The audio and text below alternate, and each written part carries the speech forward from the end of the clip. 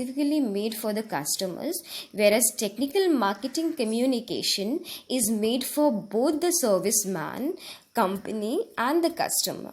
Now, say for example, a sales boy comes to your door for selling a refrigerator or a cooler, so he will be aware of the product and the use of the product, the technicality of the product, so that he will be able to explain his customer in a better way, and there will be what a very good communication, or there will be a good relationship of communication between the company, between the serviceman, and between the customer.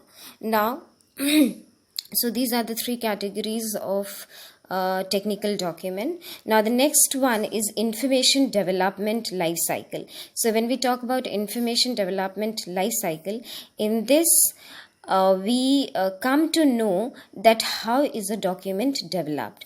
When we talk about document, then document is all about the how is a manual developed, how is a research paper developed, how is a handbook developed, how is a research proposal developed. So these are the things that you know in information development life cycle.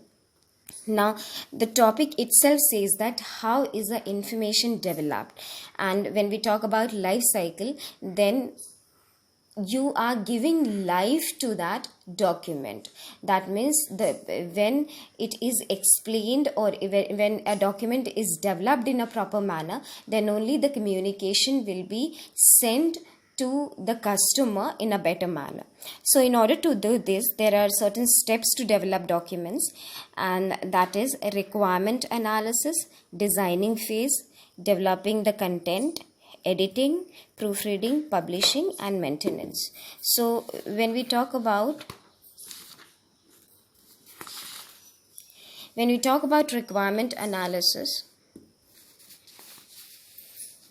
so requirement analysis is the process in which one gathers the information of the product from product requirement, online help, etc.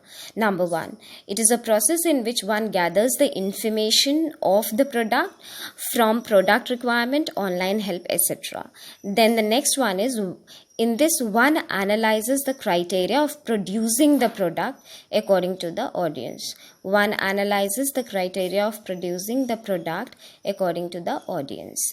Now, the third one is, in analyzing the audience, one analyzes who will use this product, what is the need of creating the product, and the levels of skills and expertise of the audience. Now, I hope these points are clear to you people. The first one is process in which one gathers the information. Now, when somebody is selling something, or when a company is producing a product, then it is very important for a company to know the information about the product, which can help the company to have a very good market in the eyes of the audience or in the eyes of the customer.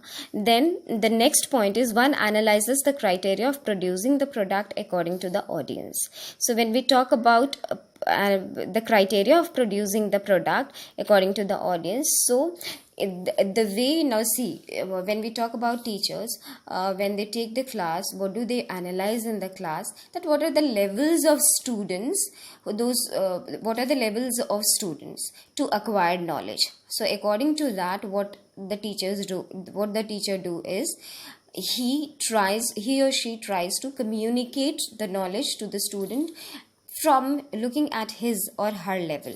So that means the teacher can be bilingual, Hindi में भी बोल सकता है, English में भी बोल सकता है, so that the student understands in a proper way. So in the same way, here the criteria of producing the product according to the audience is analyzed. Now in analyzing the audience, अब जब हम analyze करते हैं audience को, so what do? One analyzes who will use this product. So ये बहुत ज़रूरी है. Now so say for example, आप बुक खरीदने जाते हो मार्केट में, बहुत सारे ऐसे बच्चे हैं जो हिंदी बैकग्राउंड से आते हैं और उनको चीज़ें समझ में नहीं आती हैं, तो he or she prefers both Hindi and English so that he can understand the content in a very better manner. So जो publishers हैं, वो ईजी बनाने के लिए they publish books in both the languages and simplify language में simplify language में वो books निकालते हैं. इन द सेम वे जब हम किसी प्रोडक्ट की रिक्वायरमेंट की एनालिसिस करते हैं तो we analyse the audience and one analyzes who will use this product, what is the need of creating the product, and the levels of skill and expertise of the audience. So ये audience को मद्देनज़र रख के, audience की हर requirement को मद्देनज़र रखते हुए ये चीज़ होती है. By understanding the product requirement, we can easily estimate the time, resources and cost of the product. So when we understand the requirement of the product, हम बहुत अच्छे से उसके टाइम पीरियड का भी एनालिसिस कर सकते हैं, रिसोर्सेज का भी, cost of the product also. I think requirement analysis is clear to you people.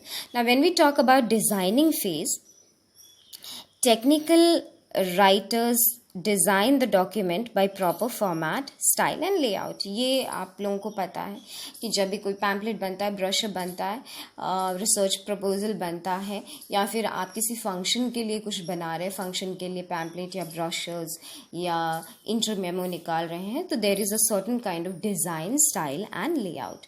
And अभी means very recently we had a function, I think Anubhuti.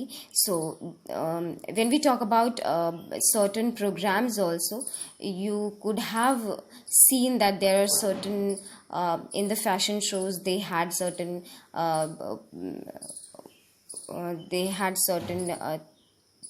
themes. So looking at the themes, they had dressed up and all. So that is what design, style and layout is when we talk about technical communication. That मैंने तो एक general example आप लोगों को दे दिया है. When we talk now, next one is developing the content. Now one develops the content according to the product features and requirements. One develops the content according to the product features and requirement. Of course, there is nothing to explain in this. When you are developing the content, you go through the product features and requirement. Then the next one is one analyzes the product, run the product and writes the draft according to the product. One analyzes the product, runs the product and writes the draft according to the product. Now technical writers create user manual, user guide, reports and online help. They add title, copyright, content, index, glossary and appendix, etc. in the manual. I think this is quite clear to you people.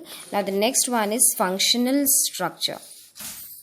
Now small and medium sized business implement a functional structure, dividing the firm into department consisting of marketing, sales, operations is the act of using a functional structure or bureaucratic organizational structure.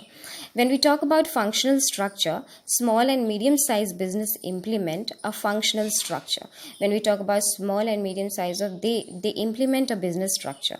So they have a certain strategies, dividing the firm into department. Now when we talk about let us take an example of Johnson's and Johnson's.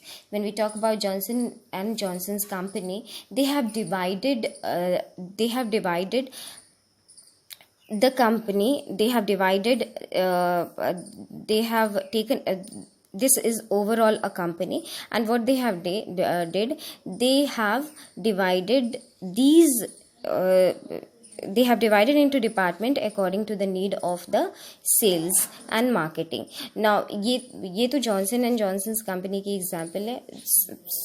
बहुत simple example अगर लिया जाए तो we can take an example of Sri Ram Swaroop University. So when we are talking about Sri Ram Swaroop University, there is not only a single department, but there are various departments looking at the demand of the students. Say for example, Department of Humanities, Department of Law, Department of Technology and all. So this is what functional structure is called. Divisional or multi-divisional structure. The second type is common among large companies with many business units. Divisional or multi-divisional structure. The second type is